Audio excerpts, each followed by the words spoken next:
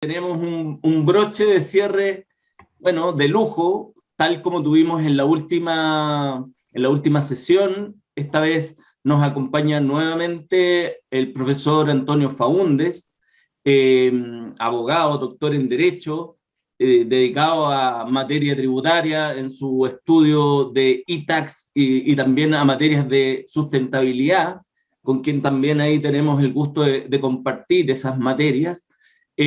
Hoy día vamos a estar conversando acerca de las problemáticas de orden práctico en materia de reorganización empresarial, en su versión segunda parte. Antonio nos va a comentar acerca de algunas problemáticas que él ha levantado en los procesos de división y en otros procesos. Y nos va a acompañar moderando la charla en esta oportunidad también alguien de la casa. Lleguen, porque está por llegar. Les recuerdo, por favor, silenciar sus micrófonos a los partícipes. Nos va a acompañar también alguien de la casa, don Hernán Gutiérrez, ¿verdad? También abogado, magíster, director del Diplomado en Especialización Avanzada en Tributación y socio del área de impuestos de KPMG. Solo recordarles, como les decía, que esta es la última charla que vamos a tener en este ciclo y nos vamos a reencontrar en el periodo marzo del próximo año, ¿verdad? Iniciando una nueva temporada, como ya es regular en la universidad. También, junto con saludarlos, dejarlos invitados desde ya a un curso que se va a impartir a partir del mes de enero, relativo al proceso de actualización para la operación Renta 2022, donde fundamentalmente con Carolina Silva se van a abordar los tópicos más relevantes del proceso de operación Renta, como determinación de renta líquida imponible, capital propio tributario, registros de rentas empresariales, todo vinculado con las declaraciones juradas y declaración anual de impuesto a la renta. Y también recordarles que están abiertas también las inscripciones al programa de magíster en gestión tributaria de la Universidad Adolfo Ibáñez. Entonces, bueno, sin más, aparte de darle la bienvenida y saludarlos a todos, espero que disfruten esta última charla y le saquen provecho también. Antonio, como siempre, la invitación es a participar a través del chat principalmente, y Hernán va a estar moderando ahí todas sus consultas. Un gusto saludarlos a todos y nos estaremos encontrando una vez que termine la charla. Gracias, Pedro. Antonio, sí, buenos días, ¿cómo estás? Muy bien, Hernán, gusto saludarte. También a todos los presentes, todas las presentes que nos acompañan el día de hoy. Tú diriges esto, Hernán, así que yo te hago caso. Ok, continuando un poco con el ciclo, esta es nuestra segunda versión ya del proceso de reorganización empresarial. Es un tema tan interesante que era demasiado abordarlo en una sola sesión, así que Antonio tuvo la gentileza de acompañarnos en esta segunda versión, donde vamos a tratar los temas de división y fusión, que en la primera, los que participaron en la primera sesión, ¿cierto? Recordarán que Antonio expuso sobre la conversión y la transformación. La modalidad que vamos a utilizar es la misma que hemos venido efectuando en las sesiones anteriores, donde Antonio va a exponer en una primera parte de la charla.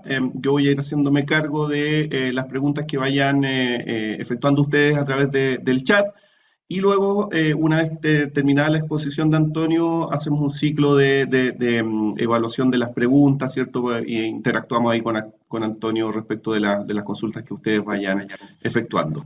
Así que, Antonio, ahora todo suyo. Muchas gracias, Hernán. Nuevamente saludo a todos y a todas las presentes. De verdad un placer estar presentando acá parte también de lo que es el libro que se publicó en septiembre de este año sobre tributaciones de la reorganización empresariales. Un libro que, como les comentaba la vez anterior, ya lleva 10 años desde la primera versión, que fue en el año 2012, Así que prácticamente creo que disfruté mucho escribiendo el texto porque ya después de 10 años la experiencia, uno tiene un poco más de experiencia, entonces se me hizo más fácil y muchas dudas que habían al respecto. Agradezco nuevamente, Hernán, a todo el equipo de trabajo de la Universidad Adolfo Ibáñez. Anteriormente, esta es la primera vez que me estoy vinculando con la Universidad Adolfo Ibáñez, ha sido un cálido recibimiento, así que a todo el equipo que ustedes tienen, Hernán, Pedro, Carlota, Francisca, al director del Magíster, Patrick, muchas gracias, de verdad, un gran recibimiento he tenido, un cálido recibimiento, así que me he sentido muy bien acogido. Así que gracias por la invitación. Voy a ir entonces a la presentación que les traje. Estos son temas bien complejos, por lo tanto, tomé el riesgo de comenzar desde lo más básico, de hacer una presentación con un enfoque, porque sé que hay muchos alumnos acá, alumnos de magíster, alumnos de pregrado, pero también sé que hay una audiencia bastante exigente. Vi rápidamente que hay muchos expertos tributarios, y por lo tanto voy a asumir el riesgo de abordar esto un poco desde lo más básico y tal vez dejar en las preguntas más complejas al final para poder analizar un poco más en detalle. Pero tal vez partiendo de lo básico siempre hay algo interesante que pueda surgir. Bien, lo primero que, claro, como Hernán indicaba al comienzo, la sesión anterior vimos lo relacionado con transformaciones y conversiones, y en esta vez vamos a seguir con procesos de división y fusión de sociedades, con un énfasis al final sobre fusión inversa. Varios colegas me llamaron durante un tiempo atrás, me dijeron que el libro no dejé fuera lo relacionado con fusión inversa, y es verdad, así que recojo la crítica y por eso ahora me hago cargo y voy a tratar de abordar un poco más sobre ese tema. Ahora, como indicaba al comienzo, la idea también de la presentación va a ir enfocado a ver exclusivamente los puntos más problemáticos que puedan presentarse en un proceso de división o fusión, y por lo tanto va a estar, espero que esto sea de utilidad especialmente para los asesores tributarios que enfrentan este tipo de procesos de reorganización, para que consideren estos focos de contingencia que se pueden abrir al momento de gestionar un proceso de división o fusión. Y por otro lado, si tenemos en la audiencia también funcionarios del Servicio de Impuestos Internos, yo creo que también esto es importante para los funcionarios del servicio, especialmente porque voy a tocar un tópico que es una crítica a una circular del Servicio de Impuestos Internos. Y desde un punto de vista doctrinario, formulo esta crítica, hago el levantamiento de los problemas que puedan derivar o que puede derivar de la última circular 73 del año 2020, y creo que eso también puede ayudar mucho a los funcionarios del servicio a fortalecer los actos administrativos que ellos puedan emitir, especialmente en liquidaciones de impuestos. Siempre es bueno como funcionario del Servicio de Impuestos Internos tener claridad también de todos los posibles problemas legales o normativos que pueda presentar la ley, porque eso también les permite a los mismos funcionarios potenciar sus liquidaciones de impuestos. Así que el hecho de que yo pueda criticar una citación o un acto del Servicio de Impuestos Internos no es que vaya en contra del servicio, sino que todo lo contrario, mejorar la interpretación, y el día de mañana ojalá que se mejoren también las interpretaciones administrativas. Bien. Dicho eso, en términos muy genéricos para abordar el contexto antes de entrar al texto propiamente tal de la norma, los procesos de división están enfocados a que un patrimonio determinado, que en este caso, como estoy indicando acá en la lámina, un patrimonio que está conformado por una sociedad A, sea dividido y esa parte del patrimonio pasa a formar una nueva sociedad. Aquí, en estricto rigor, jurídicamente no hay una transferencia, porque al dividir un patrimonio, cuando esta sociedad, acá estoy marcando con el cursor, se divide este patrimonio, esa parte del patrimonio se toma y pasa a constituirse una nueva sociedad. Y todos los activos y pasivos que se decidió asignar o dejar en ese patrimonio, nunca han salido de ese patrimonio. Es por eso que en un proceso de división en estricto rigor no hay una transferencia de activos o pasivos, sino que los activos siempre se entienden que forman parte de ese patrimonio que está siendo dividido. A nivel más de detalle, para efectos tributarios, como dice acá, número 1, la sociedad A subsiste, por lo tanto no hay término de giro, por lo tanto el impacto a nivel de tributación de renta líquida no debería ser mayor en la sociedad A. El Servicio de Impuesto Interno instruye, acá la última circular 73 del año 2020, instruye que se debe determinar una renta líquida provisoria y asignarse de acuerdo al porcentaje del capital propio tributario. Este tema lo vamos a ver a continuación, donde acá hago un levantamiento de la primera crítica sobre esa circular, aunque ese criterio del servicio por lo menos viene desde el año 2000 en un oficio que planteaba esta forma de determinar esta renta líquida provisoria. Luego se plasmó ese mismo criterio en la circular 49 del año 2016, cuando fue la reforma del año 2014, y ahora con la reforma del año 2020 nuevamente se incorporó este criterio. Por lo tanto, no es un criterio de ahora, sino que históricamente el servicio ha plasmado este criterio de la renta líquida provisoria, que luego me voy a referir a ella.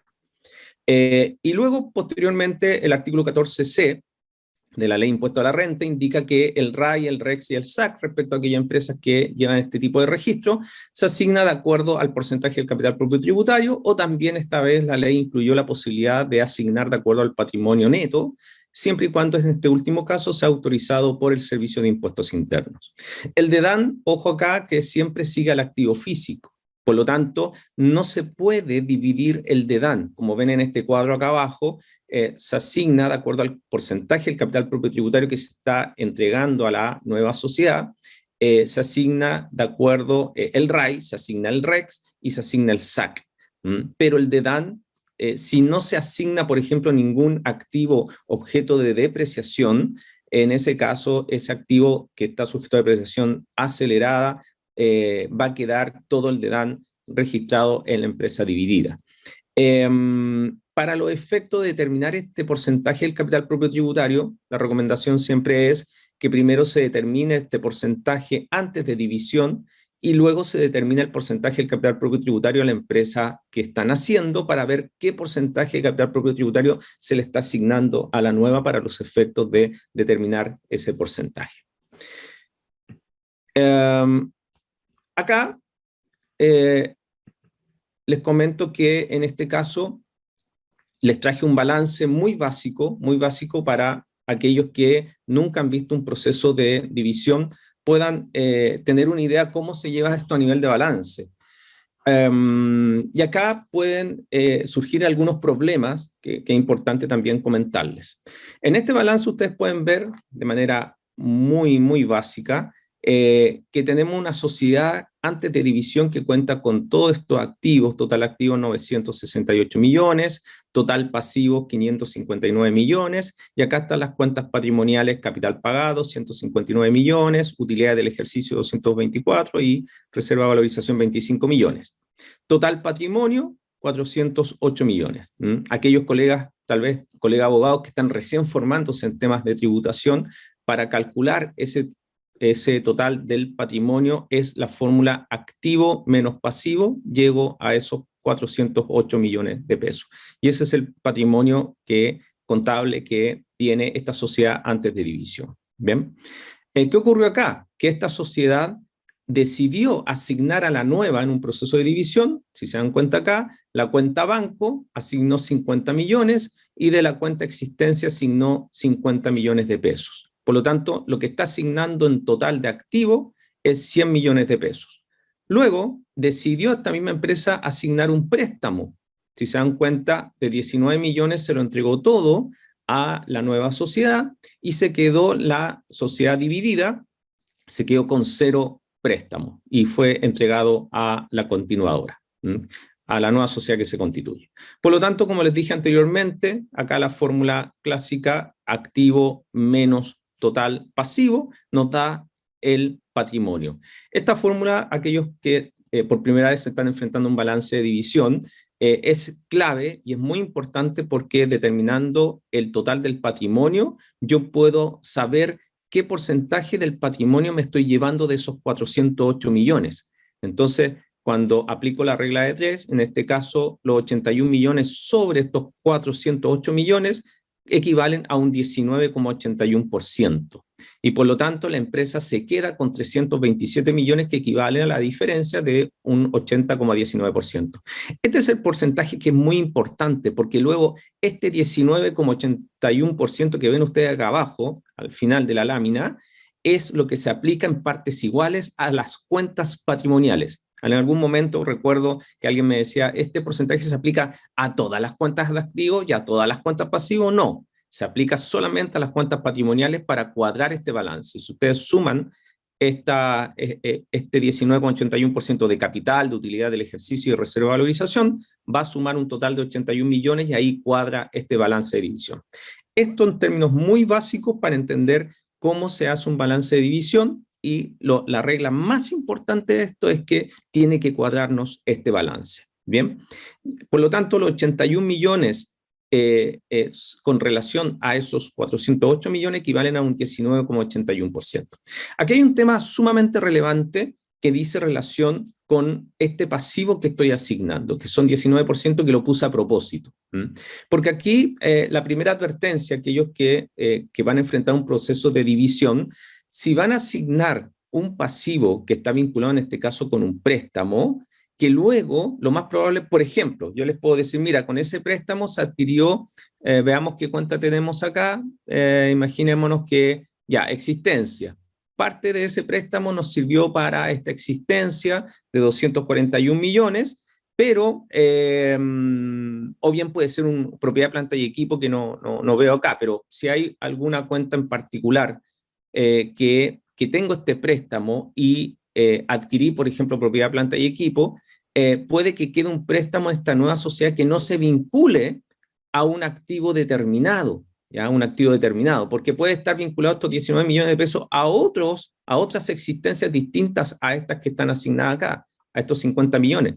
Por lo tanto, en otras palabras, la nueva sociedad va a pagar un préstamo respecto de un activo que se puede quedar en la empresa dividida. Bueno, esa contingencia ha ocurrido en la práctica y deriva también de una consulta que hizo un contribuyente y también que esto se llevó en sede judicial.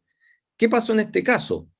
Pasó que efectivamente la empresa dividida pidió un préstamo y este préstamo se lo asignó a la nueva sociedad, quien siguió pagando este préstamo con intereses. Y ustedes, me imagino, muy bien saben que los intereses, artículo 31, número 1, son un gasto que rebajan la renta líquida imponible. Bien, entonces en ese escenario, el Servicio de Impuestos Internos, en este caso en particular, rechazó el gasto por interés porque no estaban destinados a producir una renta. Y aquí viene esta problemática que yo les indico que debe existir una correlación de acuerdo al criterio del servicio, una correlación entre ingresos y gastos. Como los gastos de intereses se fueron a la nueva sociedad, eso significa que la nueva sociedad va a estar pagando un interés respecto de un monto que, o bien de adquisición de algún activo, o cualquier otro tipo de bien, que a lo mejor se quedó en la empresa dividida. Y en ese sentido estoy pagando por algo que no me está generando ningún ingreso.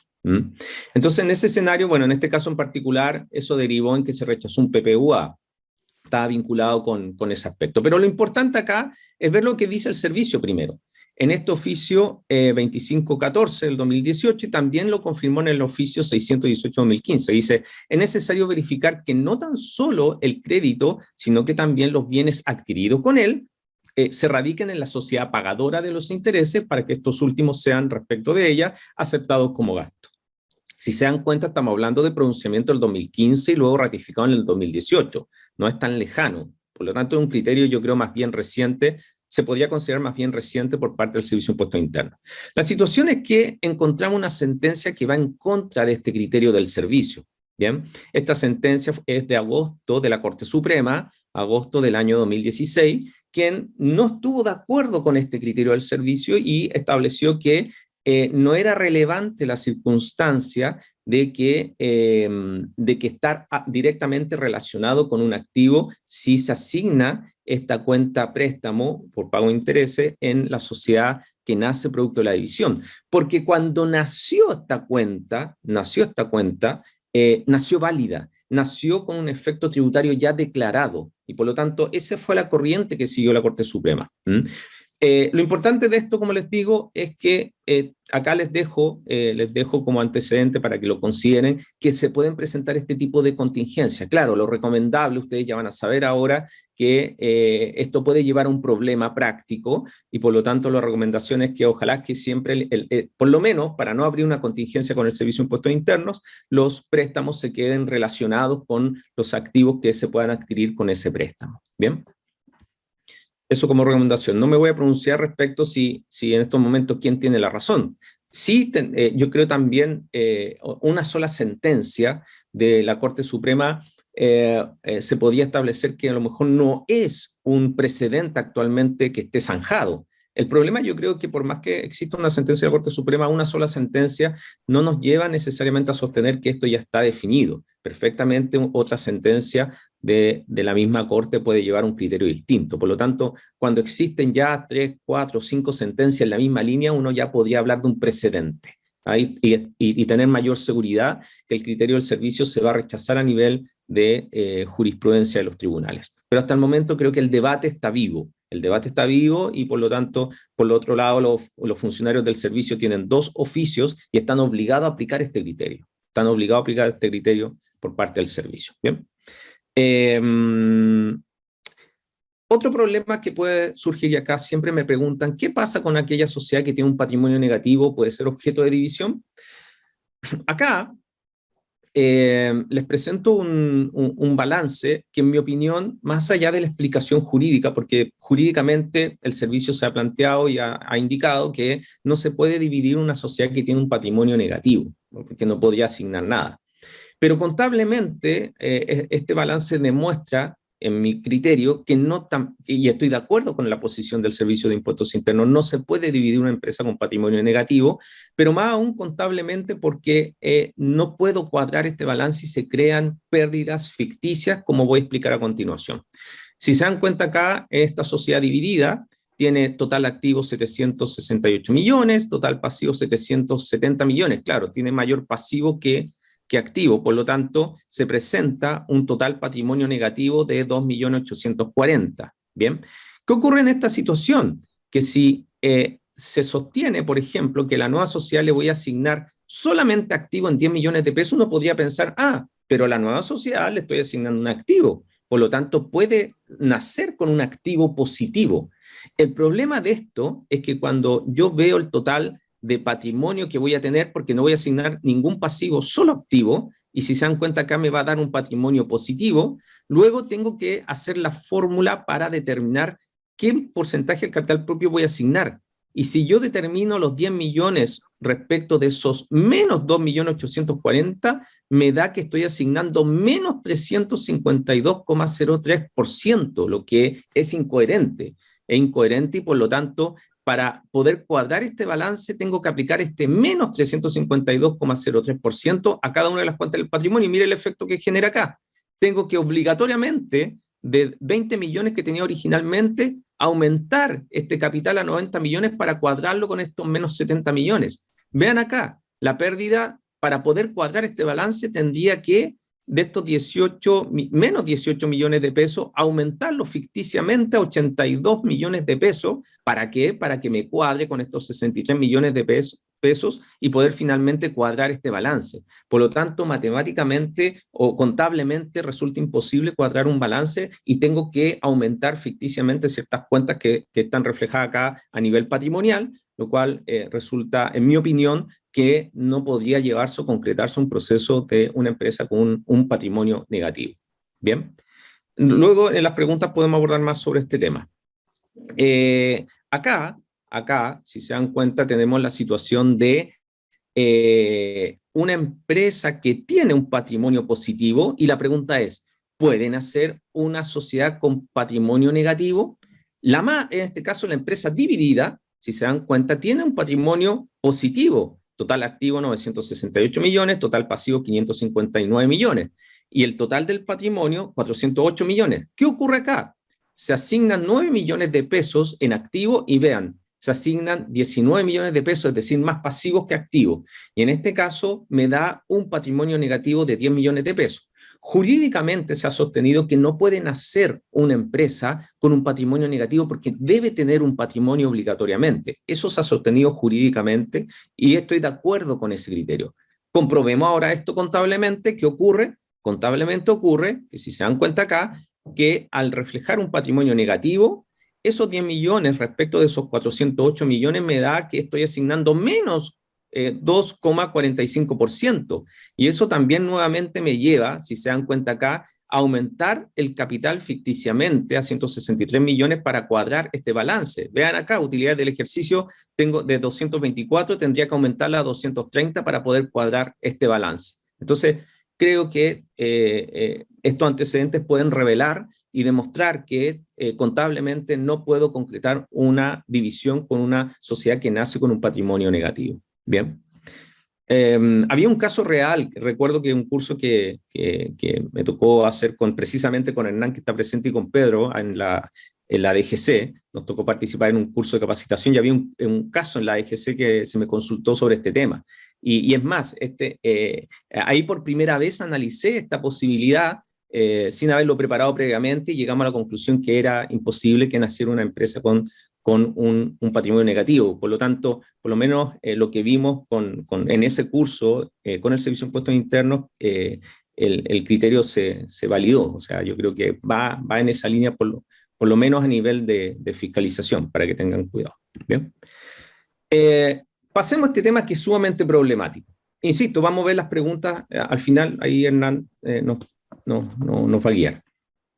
Veamos este tema de la renta líquida provisoria. Aquí sí veo que hay un problema complejo. Lo voy a explicar con un Excel que les traigo acá para explicar más bien numéricamente y también entregarle los fundamentos de por qué creo que aquí existe un error por parte del Servicio de Impuestos Internos en su oficio. Bien, veamos, espero que se vea bien ahí sí, el Excel. No sé si Hernán se logra ver bien. Se ve bien. Excelente, gracias Francisca. Perfecto. A ver, para explicar esta situación de la renta líquida provisoria, traje este pequeño ejemplo de manera muy, muy sencilla. Si se dan cuenta acá, esta sociedad antes de división que estoy marcando acá, ocurre lo siguiente: tiene una cuenta banco de 100.000, propiedad, planta y equipo de 100.000, y por otro lado, acá hemos registrado un capital de 20.000, utilidad acumulada de 80.000 y 100.000 de utilidad del ejercicio. Lo que quiero reflejar acá como supuesto es que esta utilidad del ejercicio está, estos 100.000 acá registrados en la cuenta banco, ¿ya? Vean acá que la división se realizó en julio de este año, 2021. Entonces, un dato importante es que estos 100.000 ya se encuentran plenamente facturados por la sociedad que va a ser objeto de división. Bien, por lo tanto, puse este monto exacto para luego seguir la secuencia de estos 100.000. ¿Qué ocurre con el proceso de división? Veamos. Antes de división ya puedo sostener que el capital propio tributario es de 200.000. Bien, por lo tanto, porque 200.000 acá no se ven pasivos registrados, por lo tanto todos los activos reflejan ese capital propio tributario. Bien. Ahora, ¿qué ocurrió con la división? Si se dan cuenta acá, a la nueva sociedad se le asignaron los 100.000 que tenía antes de división. Por lo tanto, ustedes ya imagínense que estos 100.000 que son del ejercicio llegaron a la nueva sociedad. ¿Con qué se quedó la sociedad dividida? Con los 100.000 que eran propiedad, planta y equipo, y por lo tanto puedo sostener que lo que se está asignando es el 50% del patrimonio. Bien, por eso acá dice 50%, y como es el 50% del patrimonio, le aplico ese porcentaje del 50% a todas las cuentas patrimoniales, capital, utilidad acumulada y utilidad del ejercicio, y si se dan cuenta, dividí en dos el capital, utilidad acumulada y utilidad del ejercicio, y me quedo en un monto similar. Bien, por lo tanto, las dos sociedades, si se dan cuenta, quedan con un capital propio tributario un 50% de lo que tenía antes. Esto para explicarlo de manera muy básica, pero concentrémonos en lo que nos dice el servicio con relación a esta renta líquida provisoria, porque ¿qué me dice el servicio al momento de la división? Me dice, y acá está la circular 73 del 2020, Veamos qué nos dice y hagámosle caso al servicio. Bien, hagámosle caso al servicio y calculemos lo que nos dice acá. Bien, dice, se deberá determinar también el resultado tributario del periodo comprendido entre el 1 de enero del año de la división y la fecha en que materialmente ocurra esta. Bien, es decir, como indica acá, acá dice la renta líquida provisoria. Mira, no le puse la fecha, pero vamos a poner aquí desde enero, ¿ya?, hasta julio. Hasta julio tengo que determinar esta renta líquida provisoria. Ahí lo marqué, ¿bien? Entonces, ¿cómo la determino? Aplicando, dice, las normas del 29 al 33, ¿bien? O el número 3 de la letra D del artículo 14, si es un régimen PYME transparente o el régimen PYME general. Ahora, atento acá, dice, relativa a la determinación de la renta líquida o base imponible. Dice, cabe señalar que este resultado tendrá el carácter de provisorio, ya que solo tiene por objeto distribuir proporcionalmente entre la empresa o sociedad que se divide y las que se constituyen el resultado tributario que forma parte del patrimonio dividido a esa fecha, el que solo será reconocido por la entidad involucrada de manera definitiva al término del año comercial respectivo, sumando al resultado determinado a la fecha de la división aquellos que se generen luego de dicha fecha. Entonces, si yo le hago caso al servicio, tendría que determinar esta renta líquida provisoria que es de 100, ¿bien? ¿Por qué 100? Porque estoy imaginándome acá, ojo, para hacerlo muy fácil, no estoy indicando ningún pasivo, ¿ya? Supongamos que el resultado es todos estos 100.000 facturados y por lo tanto esa es mi renta líquida provisoria. ¿Qué es lo que tengo que hacer según el servicio? Tengo que dividirla también de acuerdo al porcentaje del capital propio tributario, que es un 50%, por lo tanto le entrego a la sociedad continuadora o objeto de división 50.000 y a la nueva sociedad que nace, le tengo que entregar 50.000 de esta renta líquida provisoria. Luego, ¿qué me dice el servicio? Mire, después, entre agosto y diciembre, ojo, yo no estoy inventando nada, acá dice expresamente, el que será reconocido por la entidad involucrada de manera definitiva al término del año comercial respectivo, sumando al resultado determinado, es decir, sumando a este resultado ya determinado. Atención, tengo que sumar a ese resultado, que tengo que sumar aquellos que se generen luego de dicha fecha. Es decir, tengo que determinar ahora una renta líquida imponible, lo que me dice el servicio, de agosto a diciembre, no de enero a diciembre. Tengo que determinar una renta líquida de agosto a diciembre y a esa renta líquida, y aquí puse como un supuesto, imaginémonos que fueron 10.000 para la empresa dividida y para la nueva empresa 30.000, y en ese caso, si se dan cuenta, el resultado al 31 de diciembre, al sumar los 50.000 que ya se habían determinado, llego a 60.000 para la empresa dividida y para la nueva empresa 80.000. ¿Bien? Hasta ahí creo interpretar este criterio del servicio que está en la circular 73/2020. En mi opinión, esto es cerrado, ¿ya? Y creo que aquí la instrucción del servicio, que insisto, viene del año 2000. Luego se plasmó este criterio en la circular 49 del año 2016, a propósito de la reforma tributaria del 2014, y luego este mismo criterio se plasmó en la circular 73 del año 2020. Por lo tanto, es un criterio histórico, Pero ¿qué problemas trae esto en mi criterio? En mi criterio hay dos fundamentos que son clave acá. El primero, en mi opinión, que el artículo 14 letra C, ¿bien?, como también el antiguo artículo 14D, que era de la reforma del año 2014, en ninguna parte se regulaba expresamente este mecanismo de determinar esta base imponible. Ojo, estoy determinando una base imponible y de acuerdo al principio de legalidad, la base imponible, la tasa y la obligación tributaria tiene que estar expresamente establecida en la ley. Bueno, si ustedes buscan el artículo 14C al revés y al derecho, en ningún lado se habla de renta líquida provisoria. Por lo tanto, en mi opinión, ya hay un argumento que podría afectar, o más bien se contradice con lo que plantea la circular 73, y por lo tanto podría haber una contingencia, esta vez para el Servicio de Impuestos Internos. Por eso les digo, si aquí en la audiencia hay funcionarios del servicio, ojo con esto, porque si yo fuera funcionario del servicio, yo trataría de no invocar en mi liquidación una renta líquida provisoria, porque ya sé que me podría invocar, obviamente, un asesor tributario, una vulneración al principio de legalidad. ¿Bien? Pero acá viene el segundo argumento, que creo que es el más importante. El anterior también es esencial, se está vulnerando el principio de legalidad. Pero yo creo que aquí se vulnera con mayor razón el principio de legalidad, porque creo que se pasa a llevar el artículo 19 de la Ley de la Renta. ¿Qué nos dice el artículo 19? Aquí se establece el principio de lo percibido y devengado. Si ustedes leen el artículo 19, dice, la Ley de la Renta, por regla general, opera sobre lo percibido y devengado. Es decir, un contribuyente va a declarar sobre la renta percibida o devengada. En ese escenario, estos 100.000 que yo les hablaba originalmente, en mi opinión, fueron devengados por la empresa dividida. Y por lo tanto, está facturado por la empresa dividida y está devengado por la empresa dividida. Por lo tanto, el hecho de que el servicio cambie la regla del artículo 19 también vulnera el principio de legalidad. Por lo tanto, la circular creo que también ahí contiene un error en afectar el artículo 19.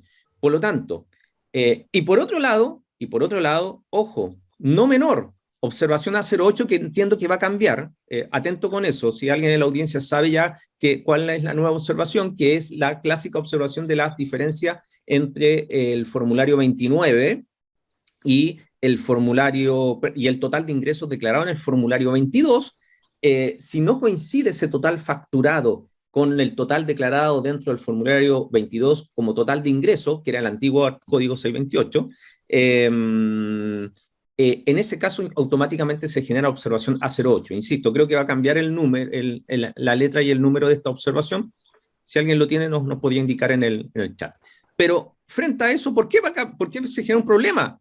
Porque yo voy a tener facturado por la empresa dividida 100.000 y luego voy a aparecer declarar una renta líquida imponible de 60.000. Automáticamente te ganaste una fiscalización. Entonces, en base a este mismo criterio, o va a salir esta observación que el Servicio de Impuestos Internos declara en esta observación A08, que va a contradecir esta circular 73 del año 2020. En mi opinión, ¿qué debería hacer o qué debería operar o cuál sería la mejor interpretación frente a un proceso de división? Para mí, tenemos que olvidarnos de la renta líquida provisoria hasta hoy. Ojo, si en una futura reforma me dicen que tengo que terminar la renta líquida provisoria, se determina y no me hagan caso de lo que dije el día de hoy. Bien, por lo tanto, pero hasta el día de hoy, la ley no me habla de terminar la renta líquida provisoria, por lo tanto, yo me tengo que olvidar de la renta líquida provisoria. Y en ese sentido, en mi opinión, tengo que aplicar el criterio, primero el artículo 19 de la ley de la renta, porque son montos devengados por la empresa dividida. Ahora, en ese sentido, ¿qué va a ocurrir con esto? Porque una cosa es contablemente, si ustedes se dan cuenta, los 100.000 se los llevó la nueva empresa. No están ya en la sociedad dividida. Por lo tanto, alguien me puede decir, sí, pero la utilidad se la llevó la nueva empresa. Sí, pero tributariamente fue devengada por la empresa dividida. Por lo tanto, creo que una cosa es la que refleje la realidad contable, que la nueva empresa se llevó esa utilidad, pero otra cosa que tributariamente quien generó la obligación tributaria respecto a esos 100.000 es la empresa que lo devengó. Bien, entonces en ese sentido, en mi opinión, debería quedarse para efectos tributarios los 100.000 radicados en la empresa dividida, porque ella los devengó.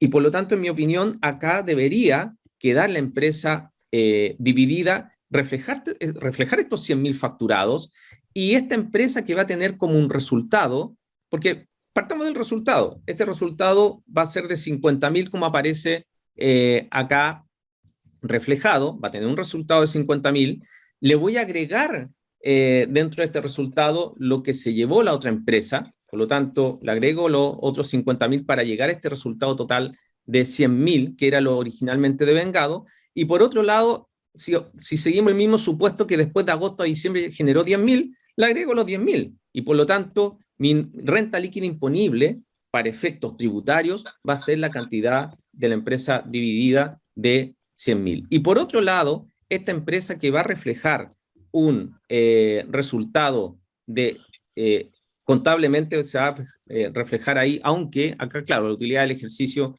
va a ser 50.000. En mi opinión, estos 50.000 se deben reversar porque van a ser un monto que va a reconocer la empresa dividida y por lo tanto se debe hacer el ajuste, en mi opinión, a nivel de renta líquida imponible. Le saco estos 50.000 y me quedo con lo que voy a generar de utilidad desde agosto a diciembre, que son estos 30.000. Por lo tanto, la renta líquida de la empresa que nace producto de la división, en mi opinión, deberían ser 30.000. Esto en términos muy genéricos, insisto, una renta líquida muy básica, pero para explicar el fundamento, que eso es lo que interesa. Bien. Antonio, sí, ahí por favor.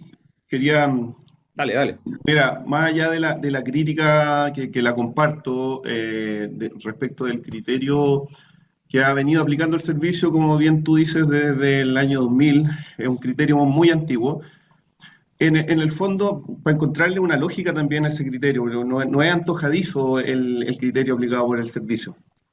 Porque lo que hay ahí detrás, a mi juicio, es que en definitiva hay un resultado que es del periodo que en definitiva la sociedad que está soportando esta división está asignando a la nueva sociedad. Y ahí tú lo dejas súper claro, que en este resultado hay 50.000 pesos del resultado del periodo que se van a la nueva sociedad. Entonces, bajo esa lógica, hay un impuesto de categoría que se va a aplicar también respecto de ese resultado, que acá, más allá del criterio que apliquemos, ¿cierto? O lo alocamos el 100% en la sociedad que se divide porque está devengado en esa sociedad y por lo tanto esa sería la sociedad que debería soportar la tributación sobre ese impuesto, o sea, sobre esa renta, pero también hay un efecto a nivel de la tributación de impuestos finales. Ese impuesto de primera categoría va a quedar alocado en la sociedad dividida bajo este criterio, ¿cierto? Sobre base de 100.000, pero no vas a tener utilidades por 100.000 para hacer uso de ese crédito. Y por otro lado, la nueva sociedad se lleva parte de este resultado, se lleva 50.000 de ese resultado del ejercicio y no tiene crédito asociado a esa utilidad. Entonces, pareciera ser que el criterio del Servicio de Impuesto Interno lo que está buscando es otorgar este tratamiento más bien equitativo respecto del resultado del ejercicio que se está asignando en un proceso de la división. De manera que la tributación, sabemos que al minuto de la división no hay tributación porque no hay un cierre de ejercicio comercial, que esto va a ocurrir recién al 31 de diciembre del año en que ocurre la división y por lo tanto ahí se generan los efectos tributarios de hecho grabado, ¿cierto? Base imponible, etcétera. Y por lo tanto, bajo ese criterio y bajo estos ajustes, lo que hace el criterio del servicio justamente alocar esta parte de la utilidad en la base imponible que corresponda a cada una de las sociedades. Entonces, si bien yo comparto la crítica, en definitiva, acá no hay un sustento legal, la norma no ni antes ni después de la reforma del 2017 y ahora la del 2020, ¿cierto? Se hizo cargo el legislador de resolver este tema desde el punto de vista legal. A mi juicio, el criterio del servicio lo que está buscando es justamente darle este proceso, este cierto equilibrio al impuesto de categoría, pensando no tan solo en la tributación de la empresa, sino que más bien en la tributación de los dueños y que el crédito de primera categoría sea consistente con las utilidades que refleja cada entidad. Yo creo, Hernán, que lo que tú planteas sobre este equilibrio o esta equidad, o el nombre que se pueda, entendemos que tiene que buscarse un cierto equilibrio en la tributación que se va a generar producto de este proceso. Creo que si bien puedo compartir que la finalidad es llegar a ese equilibrio, lo que no se ha logrado es poder plasmarlo en la ley, que ese creo que es el problema. De acuerdo. O sea, y por lo tanto, resulta razonable lo que tú planteas. O sea, tratemos de buscar la mejor manera y aquí yo creo, claro, el legislador a lo mejor ha fallado en cómo reflejar ese punto de equilibrio o esa equidad que pueda reflejarse en la renta líquida, porque chocamos con normas. Y fíjate que para ponerle mayor complejidad a esto, imagínate las multas que puedan estar dentro de la renta líquida, una multa aplicada y que sabemos que la multa, si va a estar dentro de esta renta líquida, tendría que dividir también la multa. Entonces, si aplico el criterio del 50%, entonces, lo cual resulta también complejo. Claro, si yo voy a, si hay una próxima reforma tributaria y voy a entrar a regular esta renta líquida provisoria, creo que debería indicar por lo menos las multas se quedan en la madre, porque la madre o la empresa dividida generó la multa, y por lo tanto ahí tengo que empezar a hacer ajustes dentro de esa renta líquida. Totalmente de acuerdo, Antonio. De acuerdo. Y fíjate que si yo termino de leer esta circular del servicio, al final dice, si el resultado provisorio a la fecha de edición es negativo, no, señor, ahora no me divida nada, no me divida nada. usted no le asigne nada a la continuadora. Choca también con ese criterio, y yo creo que ahí ya es extraño. Yo comparto contigo, y tú tienes mucha razón, en que aquí tiene que haber una equidad de la manera como tengo que resolver este problema. Creo que coincidimos en que la ley lamentablemente no nos entrega esa solución hoy en día. Así es. Así que un buen análisis, lo comparto, Hernán.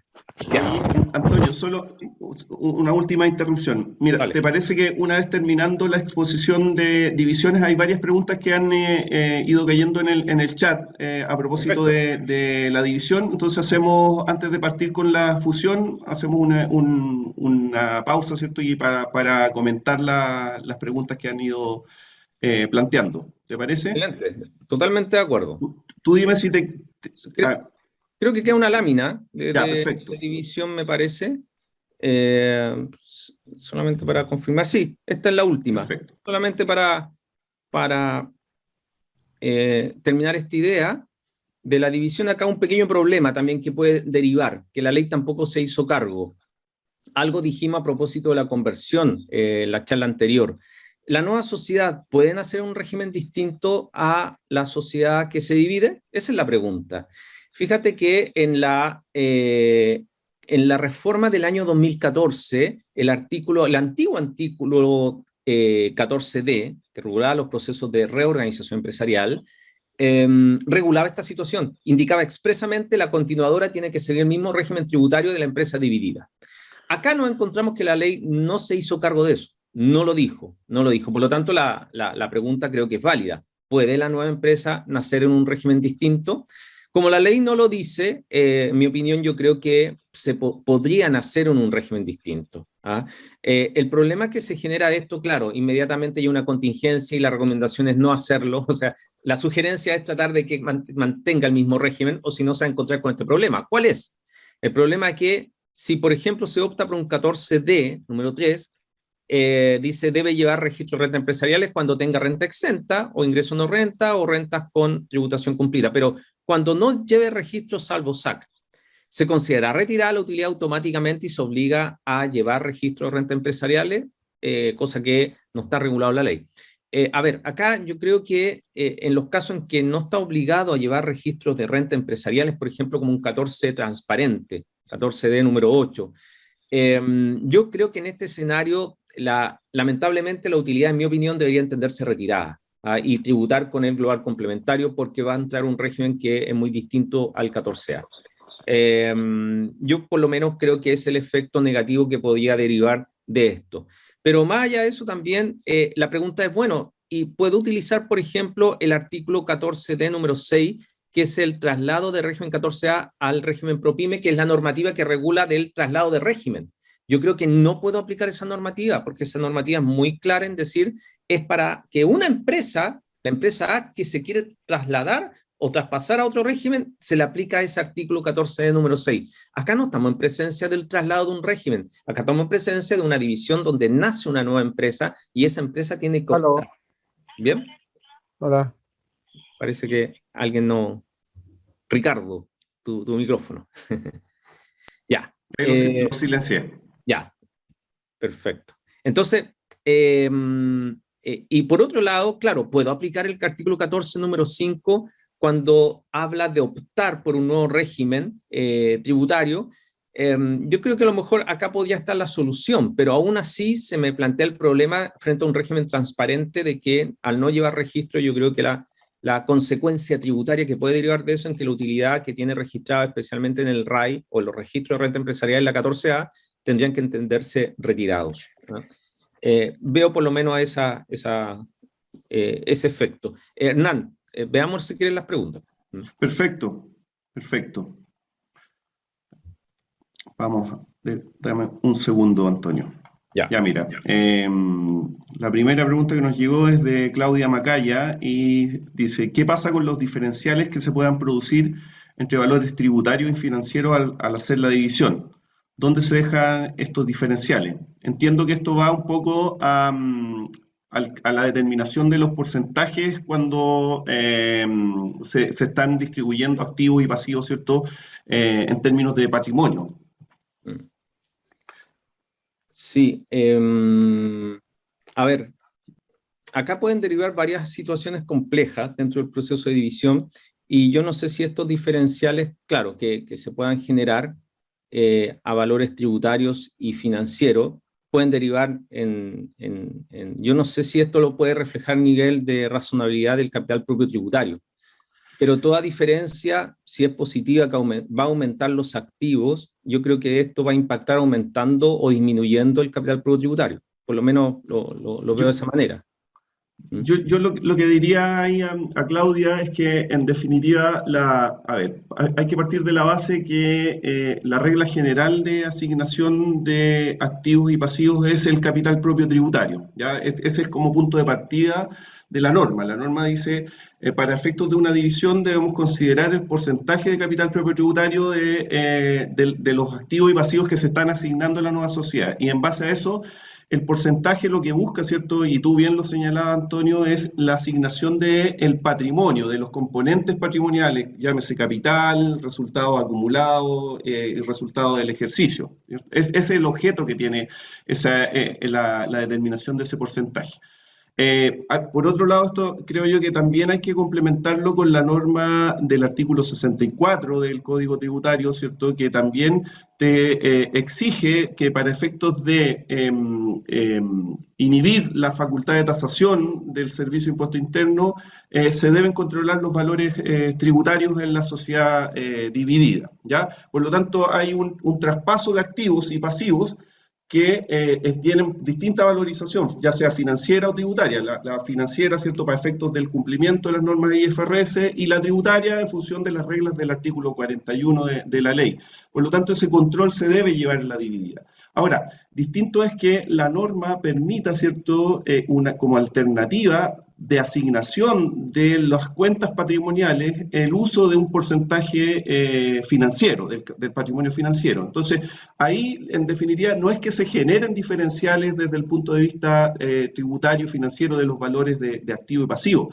El control tributario siempre se va a tener que llevar en la nueva sociedad, sin perjuicio de que el valor que se va a utilizar para el cálculo de este porcentaje es los valores de activos y pasivos financieros, de acuerdo al balance financiero, ¿ya? Y eso se utilizará para la asignación de las utilidades que existan, el capital y las utilidades que existan, pero ese capital y utilidades que se va a asignar es el capital y utilidades para efectos tributarios, llámese RAI, REX, el crédito, ¿cierto? Y el capital aportado para fines tributarios, ¿ya? Entonces, yo creo que ahí no se dan diferenciales. Sí creo el efecto de eso es que nos queda una distorsión en cuanto a la composición de las cuentas patrimoniales versus los activos y pasivos que se reciben a valores tributarios. Creo que es el uso de la regla financiera cuando estamos frente a un capital propio tributario, que es lo que se está asignando y que se va a controlar en el futuro, ¿cierto?, en la nueva sociedad, nos genera una distorsión en cuanto a los componentes de capital, REX, RAI y créditos también.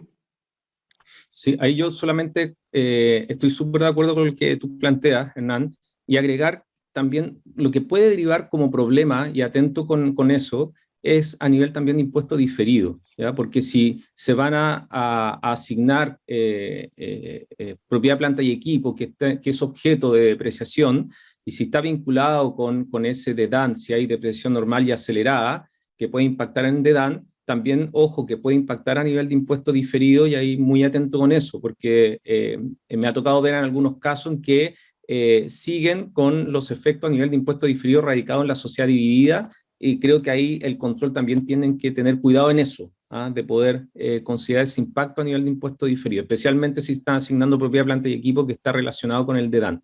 Yo creo que más que eso, recojo lo que está planteando también Hernán, coincido plenamente y no sé si con eso quedó respondida la pregunta.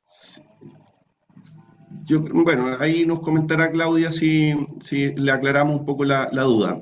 Hay varias preguntas, Antonio, respecto de los efectos de sociedades con patrimonio negativo, que creo que tú muy bien lo abordaste en los dos ejemplos, ¿cierto? En el caso en que nace, o sea, en que la sociedad dividida tiene patrimonio negativo antes de la división, o bien en el caso en que la nueva sociedad que nace nace con patrimonio negativo, o bien la sociedad que con patrimonio positivo, que se divide, ¿cierto?, al asignar activos y pasivos a la nueva sociedad, pudiera quedar con patrimonio negativo después de ese proceso de división. No sé si quieres ahondar un poquito, que yo por lo menos me quedé con la idea que es imposible que se pueda dar esta figura por la matemática que se debe cumplir respecto de las cuentas patrimoniales. Sería adulterar, ¿cierto?, los valores patrimoniales de... Sí, lo que había planteado en ese punto, acá rápidamente lo puedo mostrar nuevamente, era que de acuerdo al criterio, hay instrucciones del servicio que dicen que no pueden hacer o no se puede dividir una empresa que tiene un patrimonio negativo porque no tiene nada que asignar de patrimonio a la nueva. Y por otro lado, una nueva que nace producto de un proceso de división no puede nacer con un patrimonio negativo porque obligatoriamente tiene que tener un patrimonio positivo. Pero aún así, en ambos casos, como por lo menos mostraba en este balance, matemáticamente tampoco puedo lograr cuadrar este balance. Lo puedo cuadrar perfectamente, pero para eso tendría que aumentar o ficticiamente aumentar los valores dentro de las cuentas patrimoniales para poder cuadrar este balance que estoy dividiendo como estaba mostrando acá. Por lo menos eso es lo que sostengo, que no puede nacer una empresa con un patrimonio negativo y por otro lado una sociedad con patrimonio negativo no se podría dividir. Esa es como la conclusión final. Perfecto. Bueno, aquí hay una pregunta de Paula, nos dice, ¿qué pasa si la que se divide es una 14A y la nueva una 14D3? ¿Cuál es el capital propio inicial para la pyme? ¿Es el capital propio tributario que se asigna en la división? ¿Es ese mismo capital propio tributario de partida para el capital propio tributario simplificado que tendrá la pyme ese año? Y finalmente, ¿cuál sería el capital que se informa al servicio en el inicio de actividades de la nueva sociedad, de la pyme? Sí, en ese caso, como les planteaba, primero la ley no se hace cargo respecto si puede nacer la nueva empresa un régimen distinto a la empresa dividida. Si superamos esa discusión y llegamos a la conclusión que sí se puede, claro, tenemos que luego tenemos que buscar normativa para ese efecto.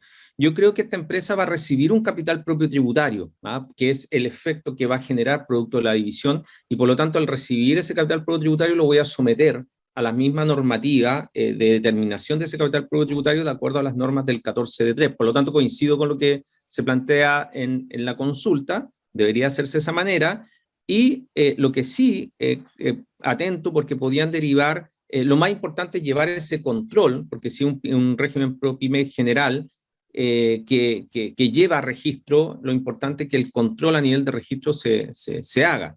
Si nos encontramos con la problemática de que es una sociedad que no va a llevar registros, a encontrar con el problema, bueno, ¿qué hago con toda esa utilidad que tengo? Especialmente estoy hablando del 14D transparente, que en ese caso yo creo que debería entenderse retirada. Pero en el otro caso el control se puede llevar en una 14 pyme general 14D3 y por lo tanto no debería haber mayor impacto y en mi opinión lo único que me queda más bien es aplicar la normativa que tengo del régimen ProPyme 14D número 3. No tengo otra normativa al respecto, por lo tanto coincido con lo que se está planteando en la pregunta. Debería aplicarse esa misma norma. Vale, vamos a ir un poquito tomando las preguntas. Dice, a ver, una pregunta. Ricardo Lascano dice, ¿qué sucede con los créditos personalísimos como BPM y la asignación provisoria de la renta líquida? Perdón, no alcancé a escuchar la pregunta. Preguntan sobre el efecto de los créditos personalísimos en la división. Ya, perfecto. Saludo a Ricardo Lascano, un gran amigo de la quinta región. Ricardo, en ese caso, bueno, el criterio del servicio es que no se pueden asignar los créditos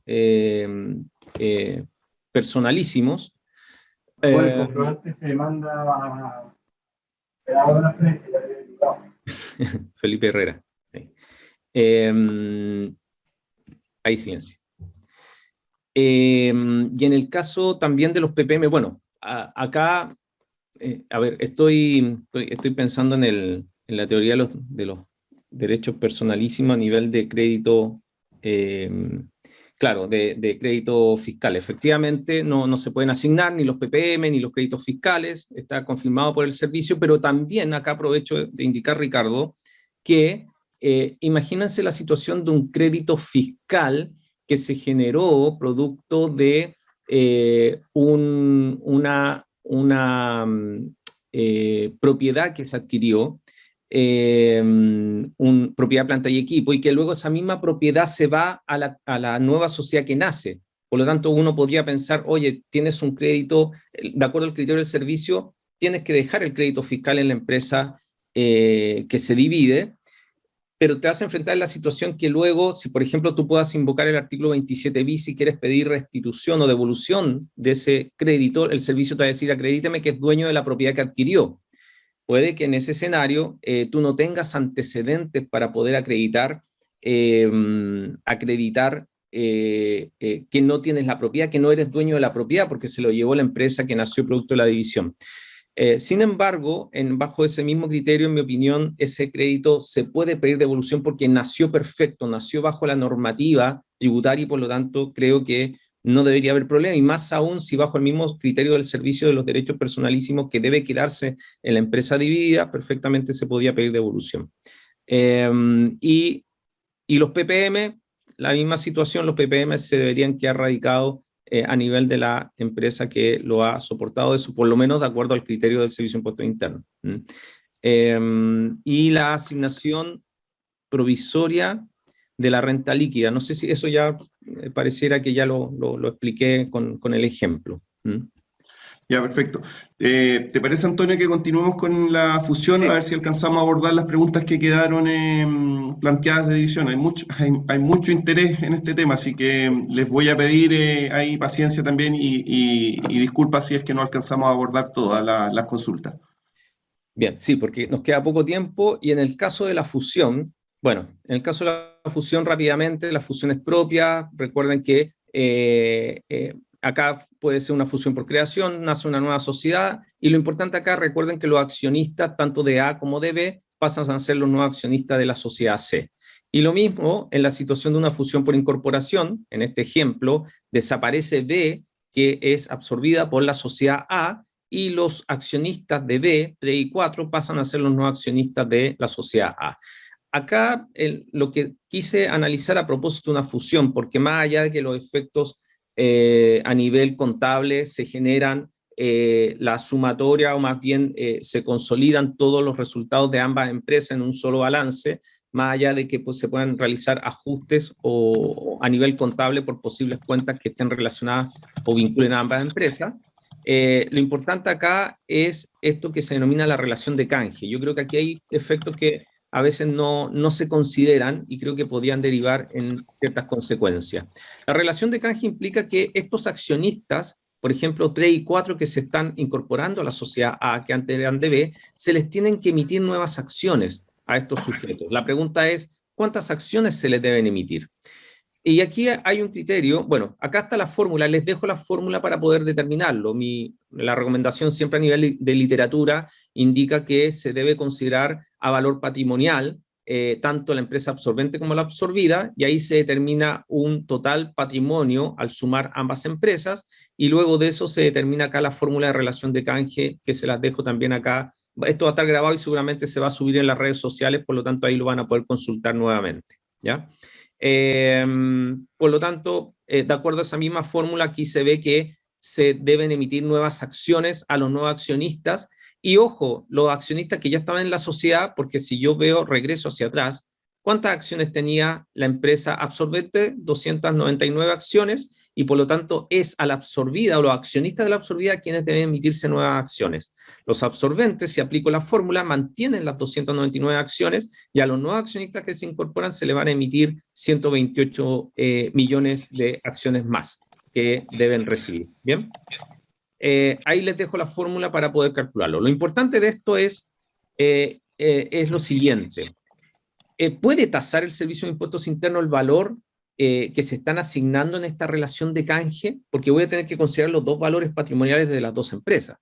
Aquí hay un oficio 407 del año 2008 que el servicio estableció lo siguiente. atención acá, dice la valorización de las sociedades no produce efectos de carácter tributario de competencia de este servicio, en atención a que se trata de un simple proceso de negociación entre accionistas. Es decir, el servicio ya declara que no tiene competencia para definir ese valor que están negociando los accionistas. Dice, por consiguiente, y en cuanto a la consulta específica formulada, se puede señalar que independientemente de los criterios utilizados para la valorización de las sociedades, es decir, el servicio no le interesa el criterio puede ser contable, puede ser un criterio tributario, económico u otro. Bien, dice, a este servicio no corresponde emitir pronunciamiento ni tasar los valores asignados a las diferentes entidades participantes de la fusión, ni tampoco respecto de la proporción fijada para el canje de acciones. ¿Qué es lo que le interesa entonces al servicio? Le interesa que le respeten el costo tributario que tenían esas acciones antes y después de fusión. Y acá viene lo importante, dice, sin perjuicio de lo antes señalado, debe tenerse presente que, según lo expresado en oficio 664, que ya se había pronunciado anteriormente, dicen, atención que la relación de canje de acciones producido en un proceso de fusión de sociedades no es sino un acto material de sustitución de título. El costo tributario de las acciones recibidas en canje se mantiene inalterable. Y eso es lo importante, y ahí la recomendación para los asesores que traten de mantener ese control del valor que realmente desembolsó los nuevos accionistas, porque ese es el valor que van a mantener como costo tributario. La pregunta viene ahora, que es importante, dice, ¿qué ocurre si se asigna un valor notoriamente desproporcionado con la finalidad de incidir en los porcentajes de participación? ¿Se aplicará el nuevo artículo 14A número 9? Por ejemplo, ¿qué ocurre si en este proceso de fusión yo altero y le doy un mayor valor a este patrimonio a una sociedad que vienen de los hijos? ¿Por qué? Porque la sociedad que subsiste, por ejemplo, puede ser del papá. Y en ese sentido pueda incidir en que los hijos, al aumentar este valor, y obviamente estoy en un supuesto en que no voy a tener un respaldo adecuado para justificar por qué estoy aumentando este valor, claro, puedo aumentar la participación de los hijos por sobre los padres, para efectos de impuesto a la herencia. Y básicamente estoy planteando una planificación tributaria que puede ser agresiva y por lo tanto puede ser cuestionada.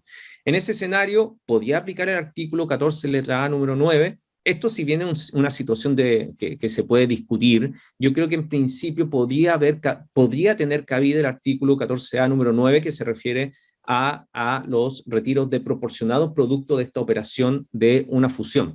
Digo en principio, porque habría que ver con mayor detalle cada situación en particular, pero creo que en principio podría tener cabida esta disposición. Así que, y también más aún, si es que no se logra un fundamento adecuado en los valores que se están asignando a estos patrimonios que van a ser objeto de una relación de canje. Así que, ojo con esa situación. Es importante estar siempre respaldado al momento de asignar estos valores. Y la segunda pregunta, ¿cuándo se entiende adquiridas las nuevas acciones? Acá el servicio se ha pronunciado. Dice que la fecha en que fueron emitidas por la sociedad absorbida. Por lo tanto, los nuevos accionistas, las acciones que van a recibir, se entienden adquiridas no en ese momento en que están recibiendo las nuevas acciones, sino que en la fecha en que eran propietarios de las acciones, por ejemplo, hace 10 años atrás o hace 20 años atrás de la sociedad que desaparece producto de la fusión. Bien, eso en términos de fusión, de relación de canje, y rápidamente quiero avanzar en la fusión inversa porque queda poco tiempo. Esta es la última presentación.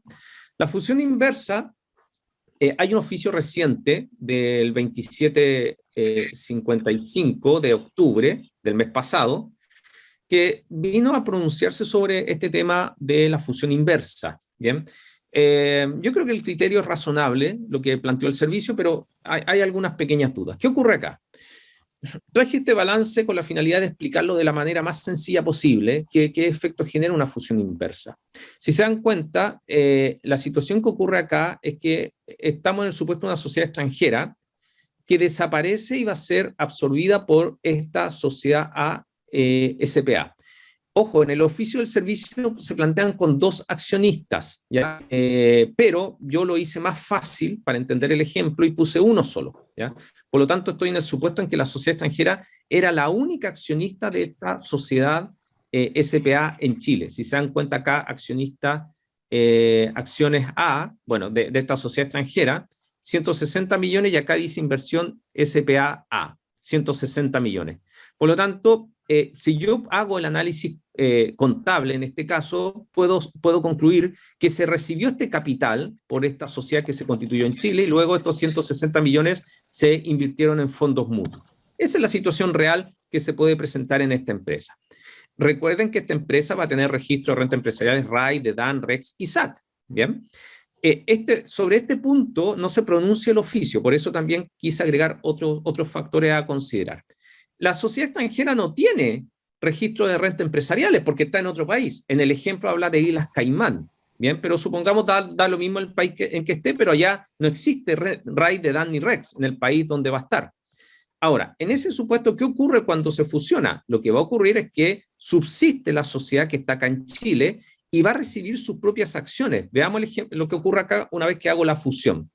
La fusión implica que voy a recibir todas estas cuentas que están de color verde, se van a recibir en la sociedad A. Acá abajo está ya la sociedad fusionada. Si se dan cuenta, recibe todas las cuentas que están en verde, que corresponden a la sociedad absorbida, extranjera, y también recibe esta cuenta que está en rojo, si se dan cuenta aquí, que corresponde al activo, inversión en esta sociedad que va a absorber a la extranjera. Y acá está el capital aportado.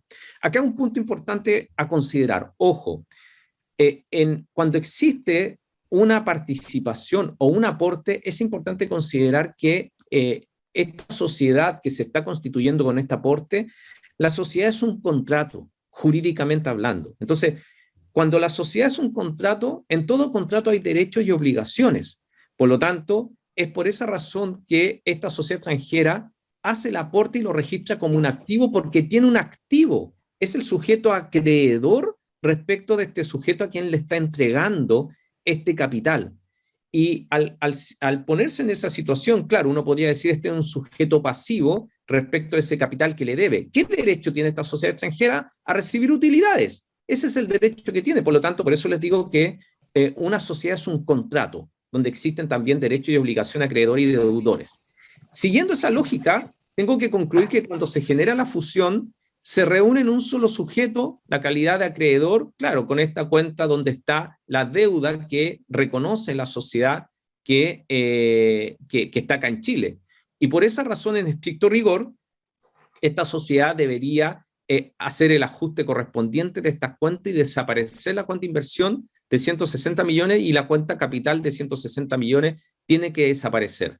Ahora, ¿el dinero desapareció? No, porque estos 160 millones corresponden a estos fondos mutuos que están en activo. Por lo tanto, acá nadie se ha llevado plata para la casa y perfectamente se mantiene la relación o cuadra perfectamente este balance sin generar ningún perjuicio fiscal.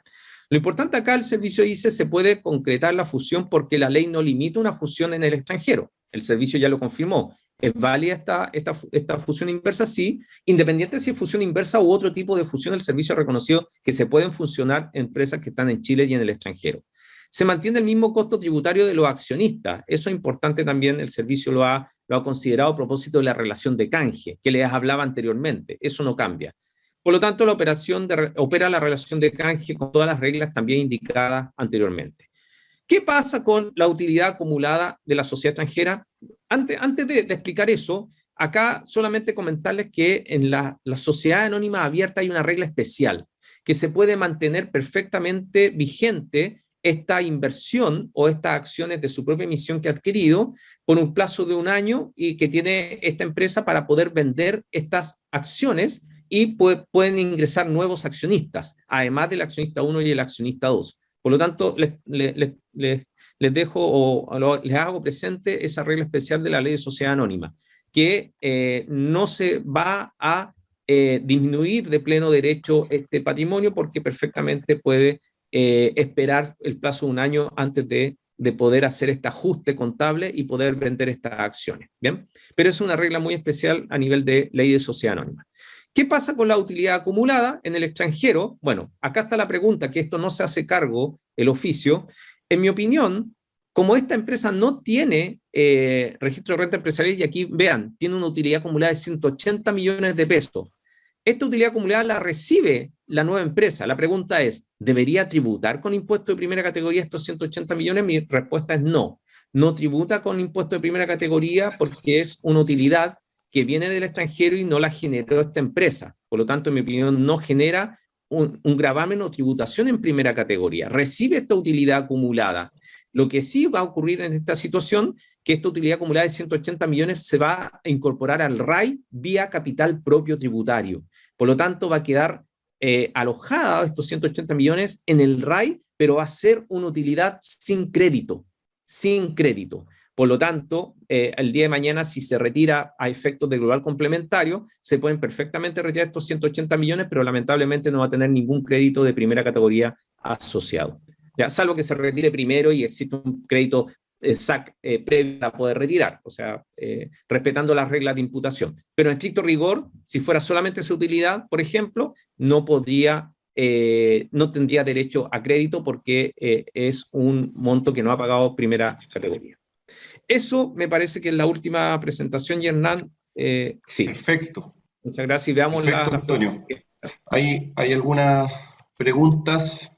Mira, quedan un par de preguntas de división que me gustaría plantearlas.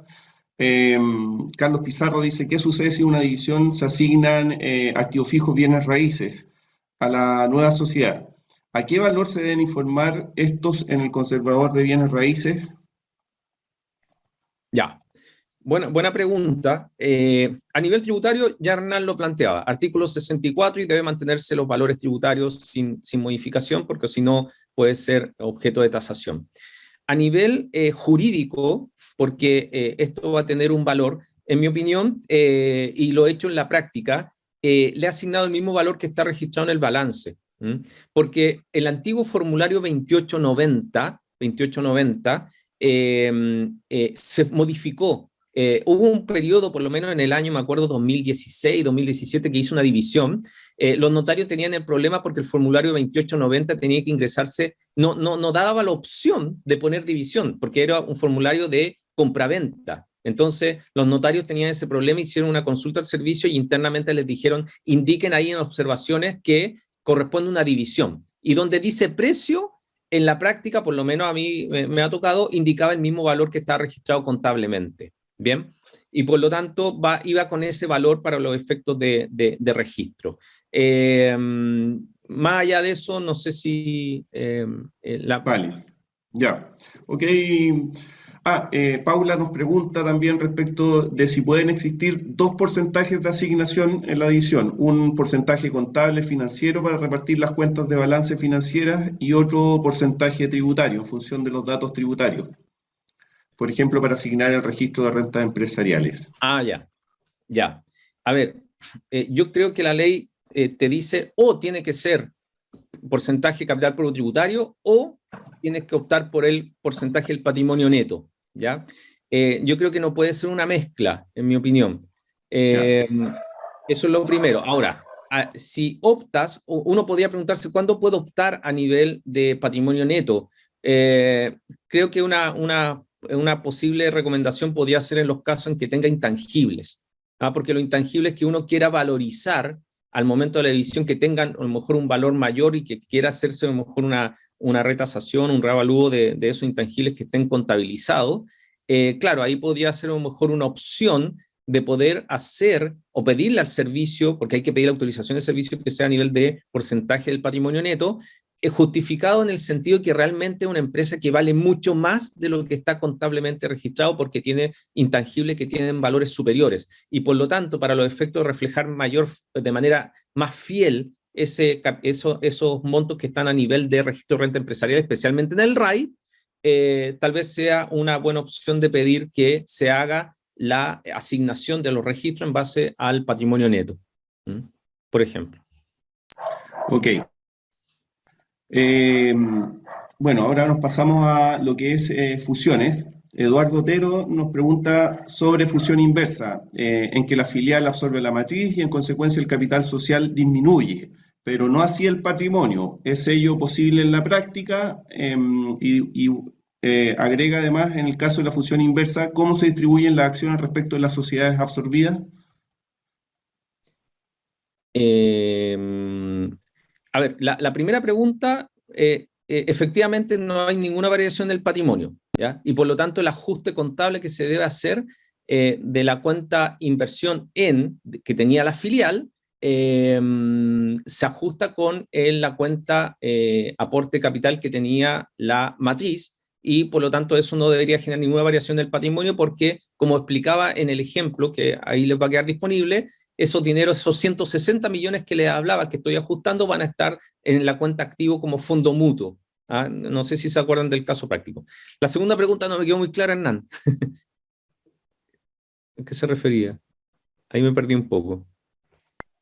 La reitero enseguida, Antonio. Dame un minuto. En el caso de la fusión inversa, ¿cómo se distribuyen las acciones respecto a la sociedad absorbida? ¿Cómo se distribuyen las acciones respecto a la sociedad absorbida? Me imagino que tiene que ver con la relación de canje. Absolutamente, absolutamente, claro. No respecto a la sociedad absorbida, respecto a los accionistas de la sociedad absorbida. Por eso, los accionistas, claro, de la sociedad absorbida. En ese caso, relación de canje, absolutamente. Y por lo tanto, se tienen que emitir nuevas acciones para esos accionistas aplicando las reglas de la relación de canje.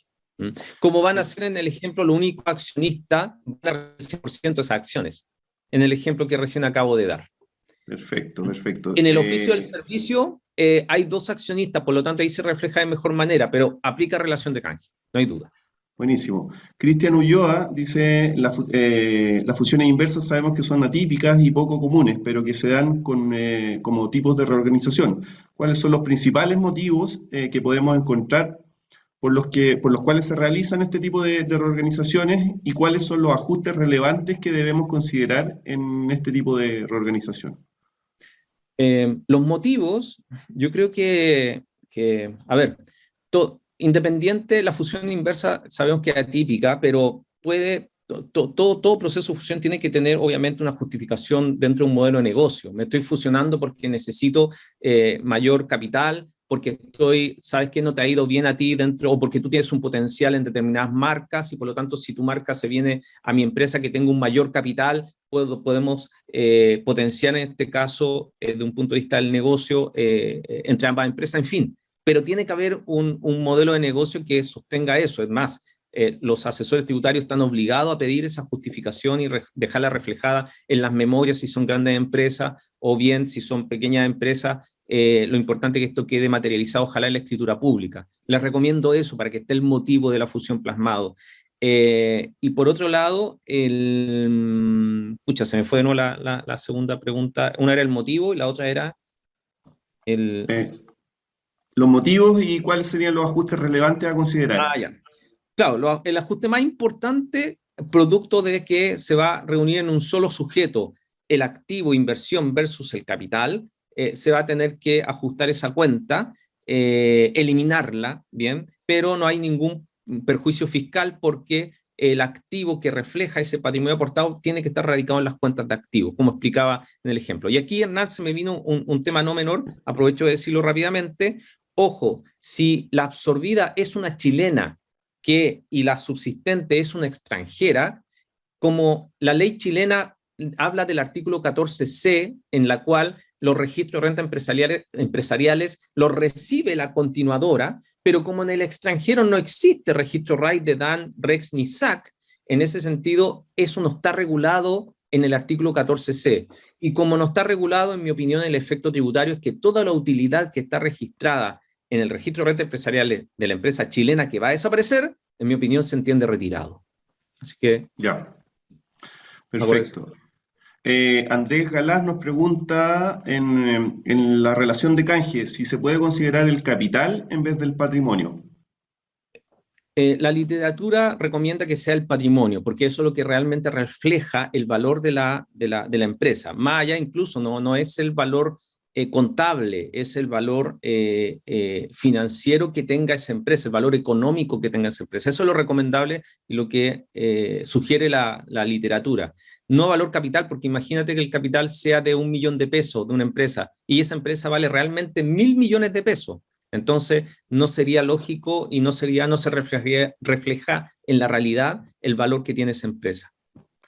Perfecto. Mira, voy a ir aquí discriminando un poco en virtud del tiempo, muchachos, para tomar algunas preguntas que nos quedan. Hay varias consultas que han llegado, Antonio, así que muchas felicitaciones, hay mucho interés en este tema. Cristóbal Tapia dice, esa utilidad que proviene del extranjero, en el ejemplo que vimos de fusión inversa, donde la sociedad chilena hace el rol de continuadora, que es la filial. Dice, y se incorpora al capital propio tributario y por ende al RAI. ¿Se puede acoger al pago de impuestos de primera categoría voluntario para efecto de darle crédito por este concepto? Buena pregunta, buena pregunta.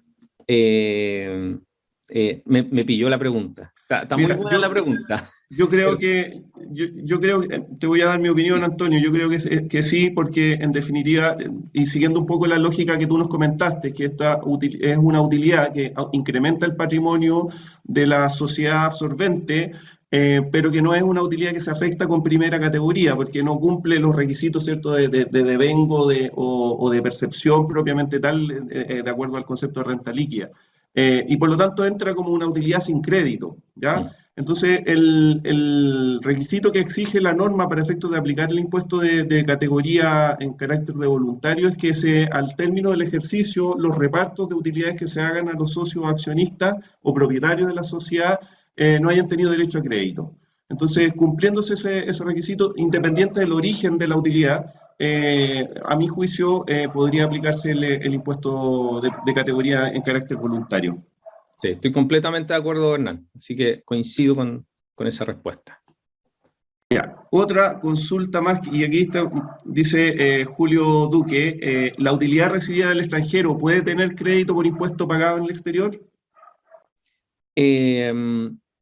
A ver, buena pregunta. Yo creo que no. Yo creo que ese crédito, esa utilidad de vengada es una empresa que no tiene ninguna conexión con la chilena. Al contrario, si fuera al revés, es decir, si la chilena tuviera participación en el extranjero, ahí sí, porque puede retirar esta utilidad que viene con un crédito soportado en el extranjero. Pero al revés, en mi opinión, no. Perfecto. En la función inversa, a ver, Paula nos dice, en la función inversa, en general, como no hay inversión previa en la hija, ¿se genera goodwill o badwill? Buena pregunta. Ahí el servicio ha sido tajante en 2 o 3 oficios en que no hay goodwill ni badwill, no se genera este efecto, porque la empresa absorbente no ha hecho ninguna inversión en la empresa absorbida, sino que al revés, es la absorbida quien tiene una inversión en la empresa absorbente para cumplir la regla para determinar este mayor valor o menor valor que se pueda generar entre el capital propio tributario y el valor de adquisición. La respuesta, yo creo que coincido claramente con el servicio, no procede goodwill ni badwill. Perfecto, yo creo que ahí estaríamos, Antonio. Mira, varios asistentes nos están preguntando por tu libro y dónde lo pueden adquirir. Así que si nos puedas dar también ese dato. Sí, editorial Tirán Lo Blanch. Ahí, Tirán Lo Blanch Chile, ahí está está el libro. Yo no lo vendo por si acaso, pero lo vende la editorial. Eso sí, aprovecho de decirles, voy a asumir como director de la editorial Tirán Lo Blanch en Chile, así que una bonita noticia esta semana, y como representante también de la editorial van a tener cabida aquellos que quieran publicar, bienvenidos sean para presentar proyectos, para presentar o publicar algún libro en el futuro. Así que... Buenísimo, Antonio. Oye, lo último, Antonio, nos preguntan también si podemos compartir las presentaciones que utilizaste hoy día con los asistentes. Sí, ningún problema, se los puedo enviar, te lo envío a ti, Hernán, para que lo puedas reenviar. Y ahí bien estoy leyendo las preguntas, muchas gracias. ¿Cómo se llama el libro? Pregunta. Sí, tributación en las reorganizaciones empresariales. ¿Ya? Tributación en las reorganizaciones empresariales. De la charla anterior también, bueno, sí, tengo el material, le voy a enviar todo, le voy a dejar a disposición de Hernán para que lo pueda compartir y feliz. Oye, no sé si más preguntas. Oye, mira, lo último, Antonio, decirte que nos han llegado muchos mensajes de felicitaciones, gracias por la exposición, la claridad al explicar los ejemplos. Muchas personas aquí, cito a Soledad, dice súper clara en todas las charlas. hay cosas que no tenía aclaradas ella y que a propósito de la exposición ya resolvió. Así que, bueno, darte las gracias por este ciclo doble que nos permitiste compartir contigo tu experiencia, casi, yo diría, más de 15 años, más de 20 años de experiencia en ahondar en el tema de reorganizaciones. 10 años tendrá tu hijo, ¿cierto? El libro que hoy día está cumpliendo en su edición, ¿cierto?, los 10 años, pero tú llevas haciéndote cargo de la investigación respecto del tema de reorganizaciones ya por más de 20 años, diría yo. Así que una eminencia en lo que se refiere a este tema, y darte las gracias de compartir con la universidad también. Así que por mi parte, yo la verdad que quedo muy satisfecho con el cierre de este ciclo, darle las gracias también a todos los que nos acompañan mes a mes en esta actividad. Así que, Carlota, no sé si tú también quieres dar algunas palabras de cierre. Saludarles, agradecerle a Antonio, me encanta ver nombres conocidos en los mensajes y esa cantidad de mensajes de agradecimientos no son frecuentes, así es que, Antonio, te puedes ir con el corazón llenísimo. Mantener una audiencia de casi 200 personas durante toda la charla tampoco, así es que felicitaciones al expositor y que tengan todos un muy buen día y término de semana también. Abrazos. Gracias. Para todos. De mi parte, solamente indicar, antes que se vayan, nuevamente darle las gracias, de verdad, muy contento con el recibimiento del equipo de trabajo de la Universidad Adolfo Ibáñez, así que muy agradecido. Solamente indicar que son 15 años, Hernán, no soy tan viejo, me puso, pero 15 años, no, se agradece. Y de verdad a todo el equipo que está acá presente, también al director del Magíster, Patrick, muchas gracias también por el recibimiento. Los saludo a todos, muchas gracias por los saludos, de verdad, muchos saludos, muy contento, muy feliz, así que nada más que decir, me voy sumamente contento, así que les dejo el material con Hernán para que quede a disposición y cualquier cosa, acá un humilde servidor. Muchas gracias. Muchas gracias por todo. Nos vemos en marzo 2022. Abrazos a todos.